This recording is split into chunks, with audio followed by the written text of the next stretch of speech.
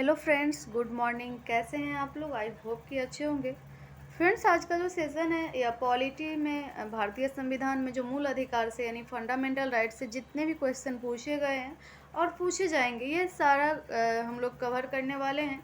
और आप लोगों को कोई भी एग्ज़ाम देने से पहले ये ज़रूर देख लेना, और ये हम लोग घटना चक्र से करेंगे। आपको पता होगा कि इससे बहुत कुछ बेनिफिट होता है। जैसे कि पता चलता है ये एग्ज़ाम में ये पूछा है और ये पूछ सकता है, और हम जो पढ़ रहे हैं ना, इसका अंदाज़ा लगता है कि हम लोग सही दिशा में पढ़ रहे हैं या नहीं। तो ये सारी चीज़ों को हम लोग आज कवर करेंगे।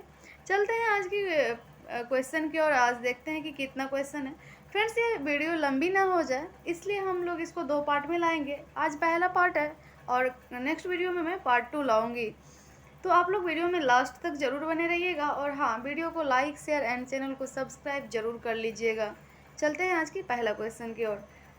पहला क्वेश्चन की ओर चलने से पहले फ्रेंड्स, ये हम लोग जान लें, जैसे कि पता चल चुका होगा कि फंडामेंटल राइट से हम लोग क्वेश्चन करेंगे, यानी कि मूल अधिकार से। तो इससे पहले मैं बताना चाहती हूँ कि भारतीय संविधान में जो है यह भाग 3 के अंतर्गत अनुच्छेद 12 से 35 में मौलिक अधिकारों का वर्णन किया गया। ये सारी चीज़ें हम लोगों को क्वेश्चन में देखने को मिलेगा, इसलिए आप लोगों को घबराना बिल्कुल नहीं है और पेशेंस बनाए रखना है। देखते हैं पहला क्वेश्चन। पहला क्वेश्चन जो है, निम्नलिखित में से कौन सा कारक किसी उदार लोकतंत्र में स्वतंत्रता की सर्वोत्तम सुरक्षा को नियंत्रित करता है? यह जो नियत करता है यह होगा डी, शक्तियों का पृथक्करण। एक प्रतिबद्ध न्यायपालिका यानी कि कमिटेड जुडिशरी के तात्पर्य है कि जब न्यायपालिका सरकार या सत्तारूढ़ दल की नीतियों के संदर्भ में प्रतिबद्ध हो। अतः ऐसी न्यायपालिका सरकार की नीतियों के विरुद्ध जाकर नागरिकों, विशेषकर मत भिन्नता रखने वाले लोगों की स्वतंत्रता की सुरक्षा नहीं कर सकती। शक्तियों का केंद्रीकरण लोकतांत्रिक संरचना में शीर्ष नेताओं के पास ही निर्णयन क्षमता को संकेंद्रित करता है, जिससे तानाशाही प्रवृत्तियों को बल मिलता है और नागरिकों की स्वतंत्रता प्रभावित होती है। निर्वाचित सरकार नागरिकों की प्रतिनिधि होने के कारण स्वतंत्रता की संरक्षक मानी जाती है, परंतु निर्वाचित सरकार की स्थिति में भी अल्पमत नागरिकों की स्वतंत्रता विभिन्न प्रकार से प्रभावित हो सकती है। शक्तियों के पृथक्करण के तात्पर्य शासन के तीनों अंग कौन कौन है? विधायिका, कार्यपालिका और न्यायपालिका की शक्तियों के स्पष्ट पृथक्करण है।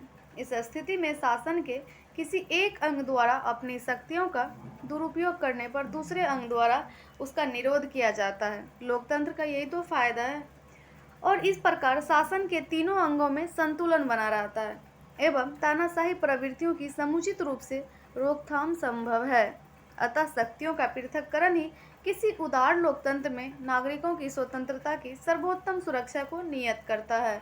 नेक्स्ट क्वेश्चन है फ्रेंड्स, आप लोगों को लगता होगा कि ये वन लाइनर है। वन लाइनर नहीं है, यह क्वेश्चन फॉर्म में घटना चक्र से लिया गया है।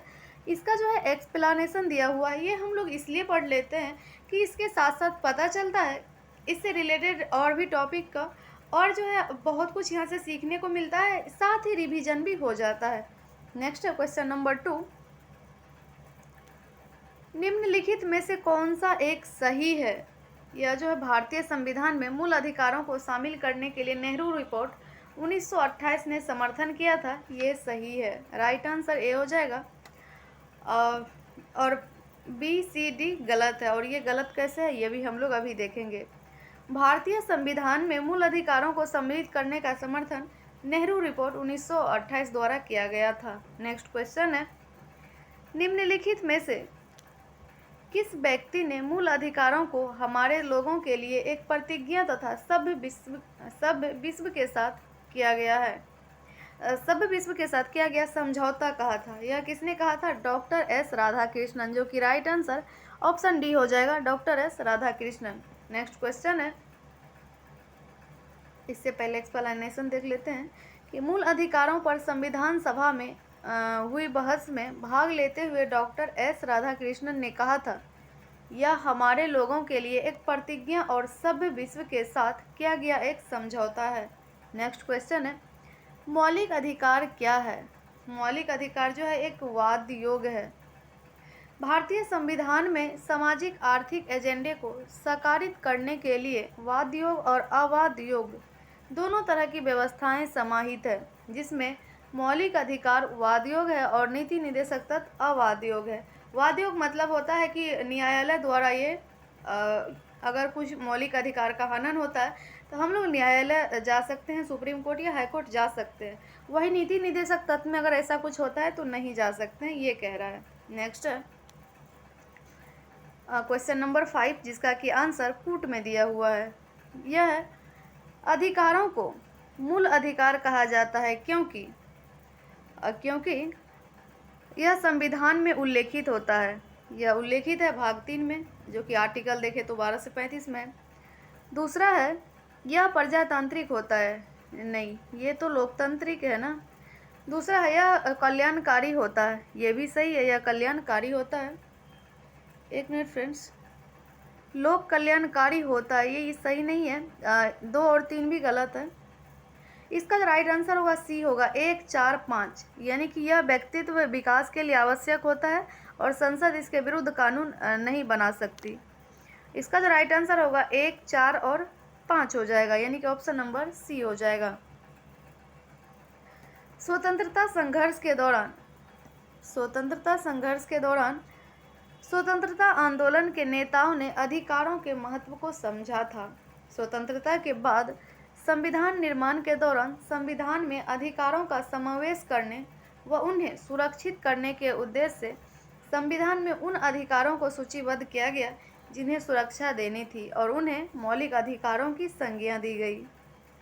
यह अधिकार जो है अत्यधिक महत्वपूर्ण है और इसलिए उन्हें संविधान में सूचीबद्ध किया गया। व्यक्तित्व विकास के लिए ये इतने महत्वपूर्ण है कि संविधान स्वयं यह सुनिश्चित करता है कि सरकार भी उनका उल्लंघन न कर सके। संविधान के मूल अधिकारों का उल्लेख अधिकारों के महत्व को दर्शाता है। इन अधिकारों के अभाव में व्यक्ति के व्यक्तित्व का सर्वोत्तम विकास संभव नहीं हो पाता।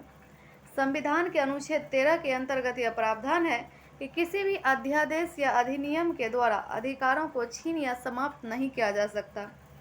और हम लोग ये भी पढ़े हैं कि अध्यादेश जारी करने का जो शक्ति प्राप्त है वो किस आर्टिकल में है।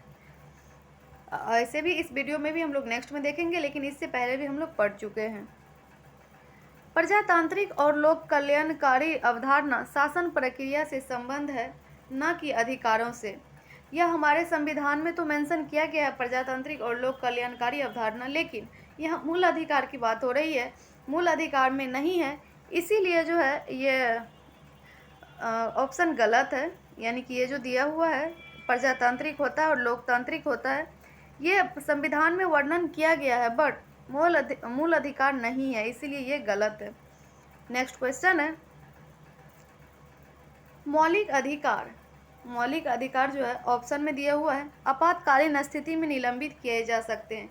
ये सही है कि जब आपातकाल स्थिति आता है तो हम लोग का मौलिक अधिकार जो है ये निलंबित कर दिया जाता है, और ये सब गलत है, कभी भी निलंबित नहीं किया जा सकता, ये गलत है। शेष जो ऑप्शन में दिया हुआ है ये गलत है।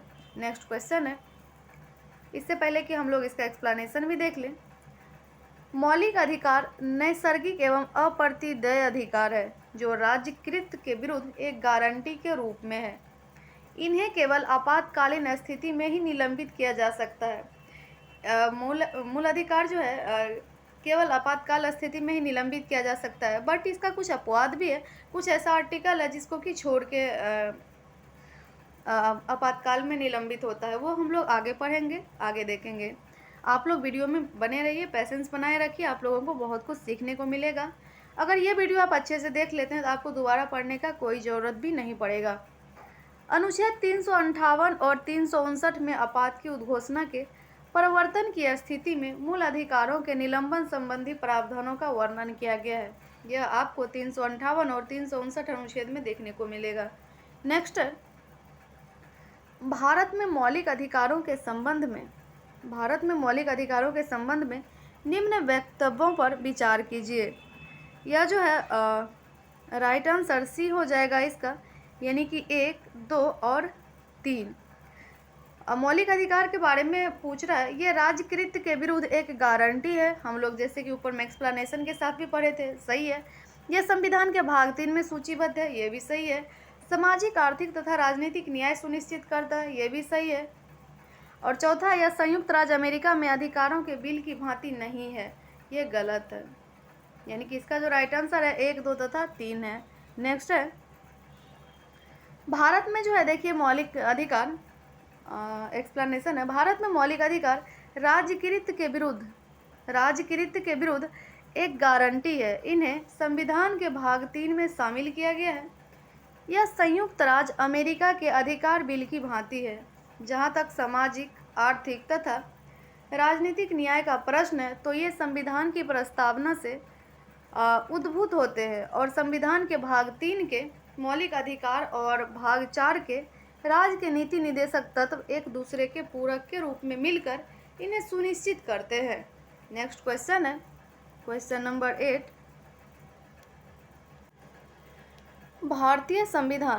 भारतीय संविधान में किस अनुच्छेद के अंतर्गत नागरिकों को मौलिक अधिकार प्रदान किए गए हैं?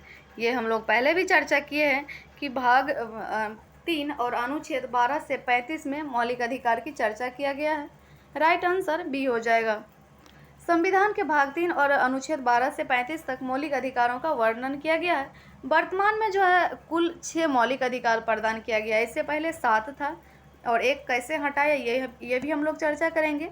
वर्तमान में कुल 6 मौलिक अधिकार है। नेक्स्ट क्वेश्चन है, भारतीय संविधान का कौन सा अनुच्छेद संवैधानिक प्रावधानों को संघीय संसद या राज्य विधान पालिकाओं द्वारा बनाए गए नियमों या कानूनों पर प्राथमिकता प्रदान करता है? यह करता है अनुच्छेद 13। राइट आंसर ए हो जाएगा। संविधान का जो अनुच्छेद 13 में यह प्रावधान है कि संघ एवं राज्य कोई ऐसा कानून नहीं बनाएंगे जो भाग 3 में प्रदत्त मौलिक अधिकारों को छीनता या न्यून करता हो। यदि कोई कानून मौलिक अधिकारों के उल्लंघन में बनाया गया तो वह कानून उल्लंघन की मात्रा तक शून्य होगा। अनुच्छेद 32 संवैधानिक उपचारों का अधिकार है और अनुच्छेद 245 केंद्र एवं राज्यों द्वारा बनाई गई विधियों का विस्तार है और अनुच्छेद 326 जो है यह लोकसभा एवं विधानसभा का निर्वाचन वयस्क मताधिकार के आधार पर होगा, यह दिया गया है। नेक्स्ट है क्वेश्चन नंबर 10। क्वेश्चन नंबर 10 में भारतीय संविधान के अनुच्छेद 13 का मुख्य उद्देश्य निम्नलिखित में से किसके संदर्भ में संविधान की सर्वोच्चता सुनिश्चित करता है? यह मौलिक अधिकार का होगा। राइट आंसर बी हो जाएगा। नेक्स्ट क्वेश्चन है, भारतीय संविधान में क्वेश्चन नंबर 11 है, भारतीय संविधान में समता का अधिकार 5 अनुच्छेदों द्वारा प्रदान किया गया है। यह किया गया है 14 से अनुच्छेद 18। ये भी हम लोग देखेंगे। समता का जो अधिकार है अनुच्छेद 14 से 18 है। इसका राइट आंसर सी हो जाएगा।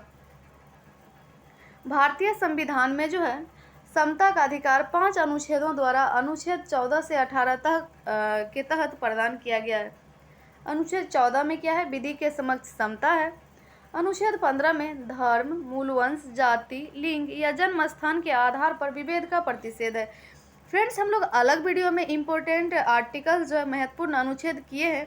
अगर आपको शॉर्ट में रिवीजन करना है, फास्ट में रिवीजन करना है, एक छोटी सी वीडियो के माध्यम से हम महत्वपूर्ण अनुच्छेद जितना भी था करवाए हैं। आप लोग में से जो भी नहीं देखे हैं आपको प्लेलिस्ट में वीडियो मिल जाएगी या फिर डिस्क्रिप्शन बॉक्स में लिंक मिल जाएगी, आप लोग फटाफट देख लीजिएगा। और अनुच्छेद 16 में है लोक नियोजन के विषयों में अवसर की समता। और 17 की बात करें इसमें अस्पृश्यता का अंत है और 18 में उपाधियों का अंत है। नेक्स्ट है समानता का अधिकार, ये कूट में दिया हुआ है। समानता का अधिकार संविधान के निम्न अनुच्छेदों में से किनके अंतर्गत दिया हुआ है? हम लोग जस्ट ऊपर में देखे हैं। यह जो दिया गया है अनुच्छेद 14, अनुच्छेद 15 और अनुच्छेद 16 के द्वारा, जो कि 14 से 18 भी दिया हुआ था। इसलिए इसका राइट आंसर जो होगा सी हो जाएगा। 2, 3 और 4। समानता का अधिकार भारतीय संविधान के अनुच्छेद 15, 14, 15, 16, 17 एवं 18 के अंतर्गत समाहित है, कुल 5 अनुच्छेद के अंतर्गत। अनुच्छेद 13 मूल अधिकारों से असंगत या उनका अल्पीकरण करने वाली विधियों के मूल अधिकारों के उल्लंघन की मात्रा तक शून्य होने से संबंधित है। नेक्स्ट है भारतीय संविधान के निम्नलिखित अनुच्छेदों में से कौन विधायन सत्ता पर पूर्ण नियंत्रण लगाता है या लगाता है? अनुच्छेद 14। राइट आंसर ए हो जाएगा। संविधान का अनुच्छेद 14 विधायन सत्ता पर नियंत्रण लगाता है। यह उपबंध कहता है कि किसी व्यक्ति को विधि के समक्ष समता से या विधियों के समान संरक्षण से वंचित नहीं किया जाएगा। प्रत्येक व्यक्ति, चाहे वह नागरिक हो या विदेशी, सब पर यह अधिकार लागू होता है। नेक्स्ट क्वेश्चन है, निम्नलिखित में से भारत के संविधान का कौन सा अनुच्छेद कानून के समक्ष समानता से संबंधित है? हम लोग तुरंत पढ़े हैं, यह अनुच्छेद 14 है। राइट आंसर सी हो जाएगा। नेक्स्ट है, संविधान के किस अनुच्छेद में कानून का समान संरक्षण प्रावधानित है? कानून का समान संरक्षण और समानता का अधिकार दोनों एक ही है, जो कि अनुच्छेद 14 में है। राइट आंसर सी होगा। नेक्स्ट है, कानून जो लागू करने के मामले में कोई विधान जो किसी कार्यपालक अथवा प्रशासनिक अधिकारी को अनिर्देशित एवं अनियंत्रित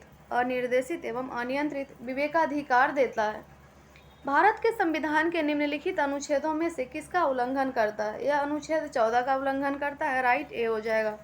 नेक्स्ट, इससे पहले कि देखते हैं इसका एक्सप्लेनेशन कि संविधान के अनुच्छेद 14 के अनुसार भारत के राज्य क्षेत्र में किसी व्यक्ति को विधि के समक्ष समता से या विधियों के समान संरक्षण से वंचित नहीं करेगा। यह विधि के शासन रूल ऑफ लॉ का मूल तत्व है, जिसका तात्पर्य है कि सभी के लिए एक कानून और सभी के लिए एक न्याय तंत्र। अतः कानून को लागू करने के मामले में कोई विधान जो किसी कार्यपालक अथवा प्रशासनिक अधिकारी को अनुनिर्देशित एवं अनियंत्रित विवेकाधिकार देता है, तो वह संविधान के अनुच्छेद 14 के तहत अभिहित विधि के शासन का उल्लंघन करता है। नेक्स्ट क्वेश्चन है, क्वेश्चन नंबर 17। विधि का नियम या कानून का अधिराज्य का मतलब क्या होता है? हम लोग ऊपर पढ़े हैं कि यह सभी के लिए एक कानून और सभी के लिए एक न्याय तंत्र होता है। राइट आंसर ए हो जाएगा। विधि का शासन जो है या नियम या कानून का अधिराज्य रूल ऑफ लॉ का तात्पर्य यह होता है कि सभी के लिए एक कानून और सभी के लिए एक न्याय तंत्र। विधि के शासन का समान अर्थ यह है कि देश के कानून के समक्ष सभी नागरिक समान है तथा कोई भी व्यक्ति कानून से ऊपर नहीं है। साथ ही कानून किसी व्यक्ति के साथ धर्म, जाति या लिंग के आधार पर भेदभाव नहीं कर सकता है। भारतीय संविधान से मौलिक अधिकारों के तहत अनुच्छेद 14 में विधि के समक्ष समता एवं विधियों के समान संरक्षण का अधिकार प्रदान किया गया है। नेक्स्ट क्वेश्चन है, धर्म आदि के आधार पर विभेद का प्रतिषेध यानी कि भारत के संविधान का अनुच्छेद 15 एक मूल अधिकार है, जिसे इसके अधीन वर्गीकृत किया जाएगा। यह समता के अधिकार, जो कि हम लोग अनुच्छेद 14 से 18 पढ़े थे, तो यह समता के अधिकार के अंतर्गत आएगा। नेक्स्ट है क्वेश्चन नंबर 19। मद्रास राज बनाम द्वैराजन 1951 के मुकदमे में भारतीय सर्वोच्च न्यायालय के निर्णय के परिणाम स्वरूप निम्नलिखित में से किस मौलिक अधिकार को संशोधित किया गया? किस मौलिक अधिकार को संशोधित किया गया है? यह जो भेदभाव के विरुद्ध अधिकार को संशोधित किया गया। राइट आंसर ऑप्शन बी हो जाएगा।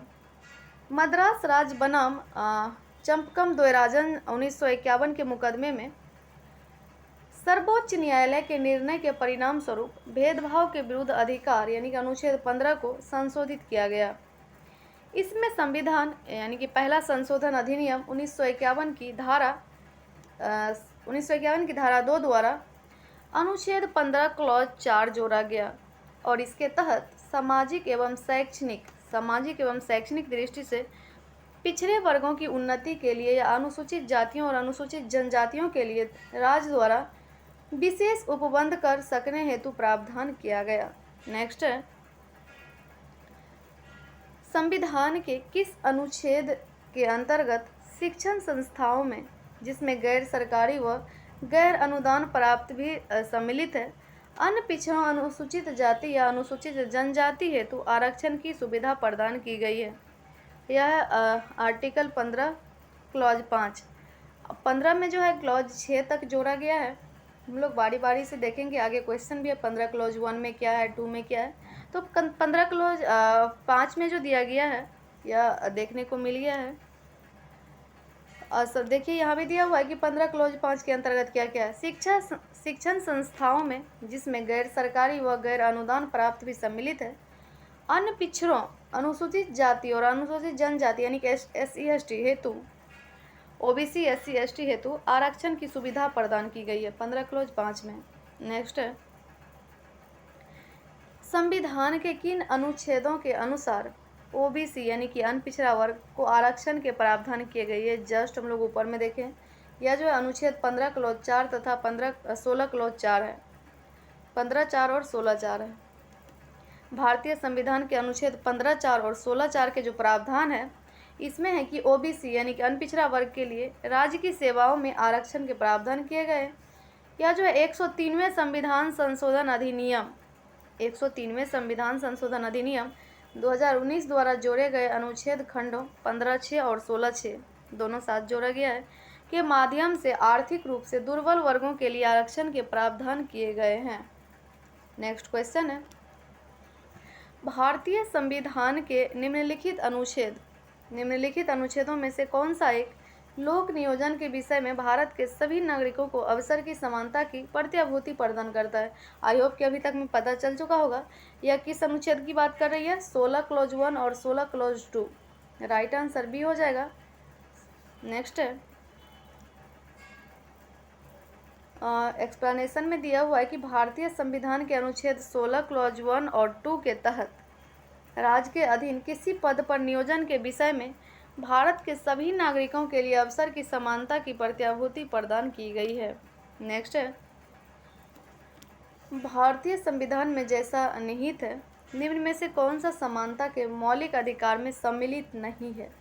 मौलिक अधिकार में सम्मिलित नहीं है। यह जो है आर्थिक समानता सम्मिलित नहीं है, कानून के समक्ष समानता सम्मिलित है, सामाजिक समानता सम्मिलित है, अवसर की समानता सम्मिलित है, लेकिन आर्थिक समानता सम्मिलित नहीं है।